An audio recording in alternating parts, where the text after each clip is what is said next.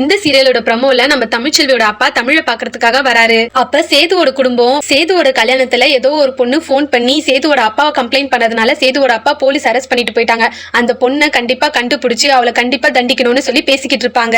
இதை கேட்ட தமிழ்ச்செல்வியோட அப்பா ஐயோ போலீஸ்ல புடிச்சு கொடுத்தது என் பொண்ணுதான் தெரிஞ்சா என்ன பண்ண போறாங்களோன்னு நினைச்சு பயப்படுறாரு. தமிழ்ச்செல்வியோட அப்பா வீட்டுக்குள்ள வந்து சேது கிட்ட மாப்பிள்ள நான் அவனு சொல்ற தப்பா நினைச்சுக்காதீங்க, இதுக்கப்புறம் அந்த புள்ளைய கண்டுபிடிச்சு என்ன ஆக போகுது, அதான் எப்படியோ நின்னு போன கல்யாணம் நடந்துருச்சுல, அதனால பெரிய மனசு பண்ணி போலீஸ்க்கு போன் பண்ண போனா மன்னிச்சு விட்டுலாமேன்னு சொல்றாரு. அதுக்கு சேது ரொம்ப கோவமாயி மாமா என்ன பேசுறீங்க நீங்க, எங்க அப்பாவை போலீஸ் ஸ்டேஷன்ல உட்கார வச்சிருக்கா, அந்த பொண்ணு சும்மா விடக்கூடாது, அதை எப்படி மன்னிக்க முடியும்னு சொல்லி கோவப்படுறாரு. அவ மட்டும் என் கையில கடிச்சானா அவ கழுத்தை நெரிச்சு கொன்னுடுவேன்னு சொல்றாரு. இந்த பக்கம் தாமரோட அம்மா இருந்துகிட்டு ஐயோ போலீஸ்க்கு போன் பண்ணது என் பொண்ணுதானே தெரிஞ்சா அவ்வளவுதான், இந்த சேது என் பொண்ணு கொன்னுடுவான் போல இருக்குன்னு பயப்படுறாங்க. இந்த பக்கம் தமிழோட அப்பா அம்மாச்சி கிட்ட அம்மாச்சி என் பொண்ணையும் மாப்பிளையும் மறு வீட்டுக்கு கூட்டு போலான்னு வந்திருக்கேன்னு சொல்றாரு.